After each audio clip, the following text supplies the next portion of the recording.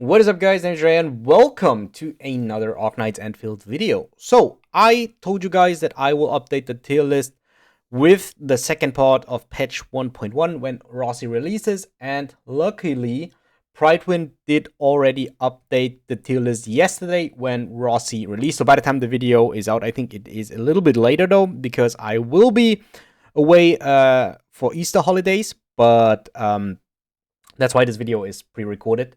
One day after the tier list is basically posted. We have a couple of changes. Let's go over them. So for the last time, we have three categories which they did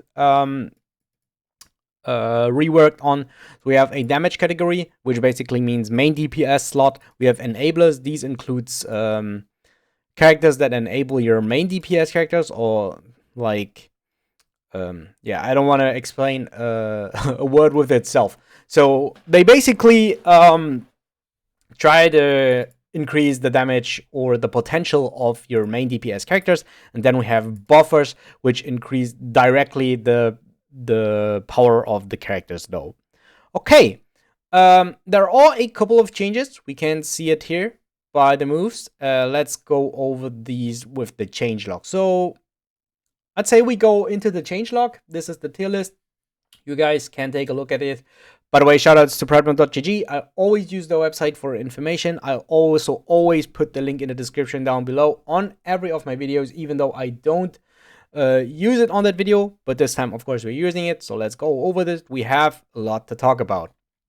So as you can see here, we have the changelog from the 29th, which is one day before ROSSI came out. And yeah, we have a lot of changes.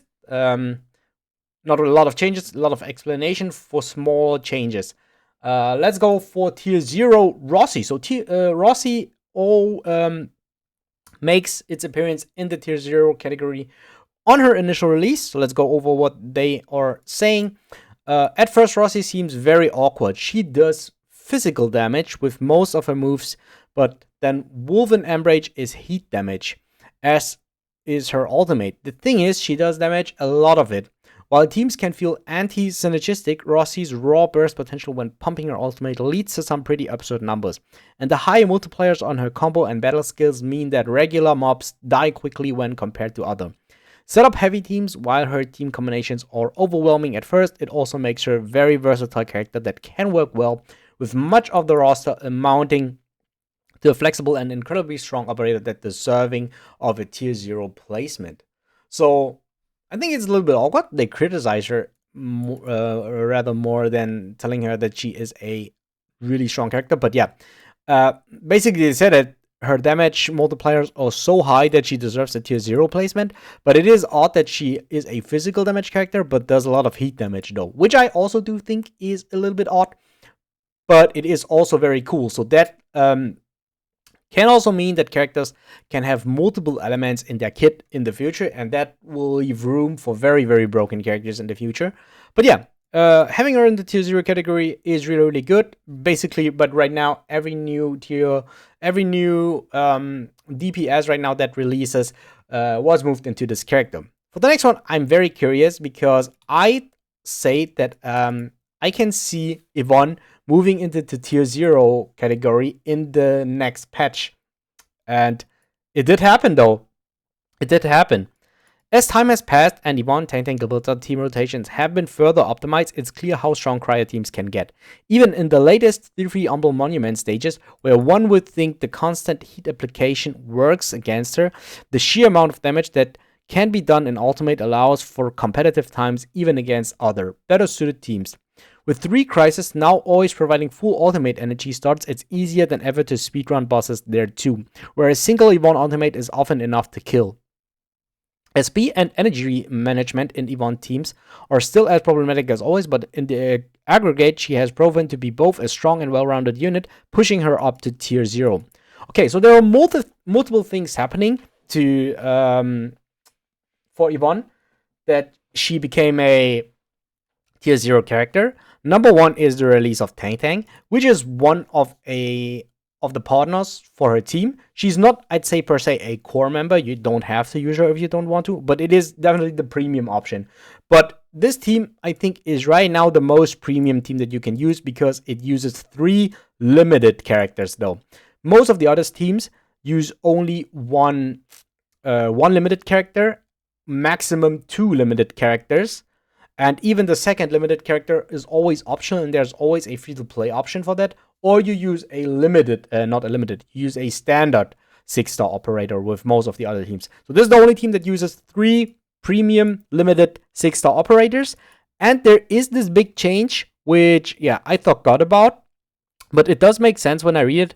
And it is that, that we have full ultimate energies since the end, I think, of the last patch, or the beginning of patch 1.1. I think it was the beginning of patch 1.1, where we have this. You don't have to stack your ultimate before or during the stage. You always start with full ultimate gauge, and that means that you can use her full damage potential in the first seconds as you go into the stage. Also, the latest 3-3 Humble Monument stage, where one thinks that the sheer amount of damage, that even in this 3 Humble Monument stage, where she is kind of unfavored though, she does a lot of damage, even with that. And that's the reason why they put her in the tier 0 category. Really, really cool. Alright, last change, Audelia. This one is really, really long, this. Tier 0, tier 0.5 buffer. Audelia is still an incredibly strong supportive option for a variety of teams. And given that she's both 3 and doesn't demand a lot of luck to get value out of, B5 5-star had long been mainstay in many top teams. When compared to some of the other recent limited units, however, namely Gilberta and Tang Tang, she does fall short.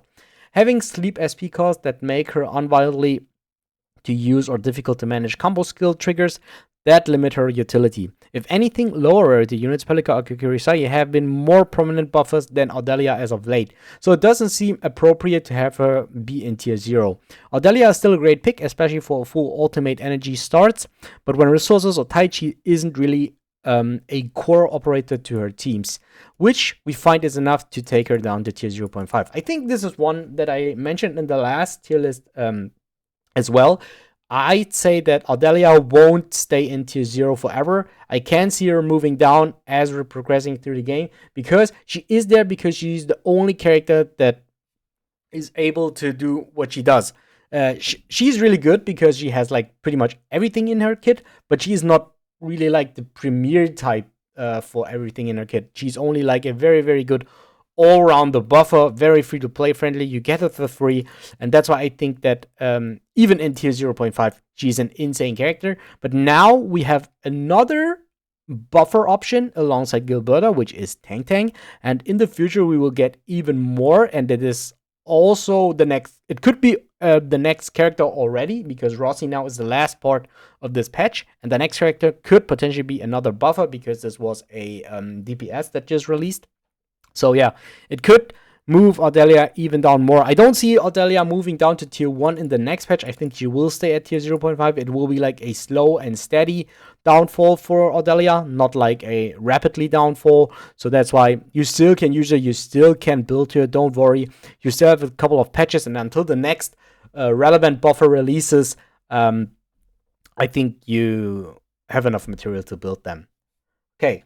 Then the additions here, also why Tang Tang has been very helpful to last ride teams. She alone doesn't make up for pre-existing issues, unlike Yvonne, who benefits from an on-demand cryo infliction and can make use of both of her own. Tang Tang's battle skill for fast AoE clearing lets her serve functions the same as she always had, but with a higher damage ceiling. This means that she hasn't seen as strong a performance as Yvonne in the latest Umbral Monument, and while last ride remains an absolute monster for Recrisis speedruns, even there Yvonne is often able to match or even exceed her, so we think that at all P0s she is to maintain tier 0.5. Okay, so this is basically just a statement why they didn't move last right, because if we look on the initial patch, Yvonne started here, then in the last patch, at the end of patch 1.0, she moved up here, and then she moved up here. Now she is on the same category as Levitate and ROSSI, the newest release. She's now not on the same level as last ride, and they just did give you reasonings why she is not here, but she is. Yeah, because there were times where Yvonne was here in the tier list. She was basically on the same level as these, but a lot of people told me they didn't see it, and I also didn't see like a new limited character to be on the same level as the free-to-play options. Yeah. Other than that, I think we don't really have to go over everything. These are basically the changes. We now have 3 premium options for main DPS characters. We have a solid free-to-play 6-star operator option, and also very, very good 5-star option. So I think in terms of DPS, this game right now has really solid pickups. For enablers, I think we could see a little more though. I think the free to play options are very, very good with Chen Kan Yu, Li Feng, and Wolfguard though. Tanking is a premium option. You have to summon for her, and I can see that a lot of people don't have enough currency. So yeah, free to plays might not have Tang. They might have rather of the other characters though. So yeah, I'm not sure. So, but that's why I think the premium options right now, they're all pretty good, but we can see a little bit more. And for the buffer category, even more. So I think this category, this category is really fine right now. I think we can use a patch without having a new DPS character because we have a lot of cool options, free limited ones. But sorry, I think in the next patch, it would be nice to have one enabler and one buffer added to each of the categories. Probably even a 5-star operator added into. Maybe we can use a 5-star operator for DPS and 2 6-star operators, one being an enabler, one being a buffer, so that we have more options than Gilberta and POC. While we have to say POC is for me a free-to-play option, you can use POC if you want to, but it is limited to the physical teams, which is bad. Gilberta right now can be used in a couple of more teams, as well as Tang kind of. Or yeah, you can use Tang in a little bit of more teams, I think. And Gilberta, yeah, is like the premium option right now though for the buffer category. Yeah, other than that, I think that's already it. This is the tier list. We did go over the change logs. Don't want to go in detail again over this. Yeah, let's see when we will do the next update though. But until then, subscribe to the channel for more Arknights Endfield content, for more Gacha gaming content, and I see you guys next time. Bye!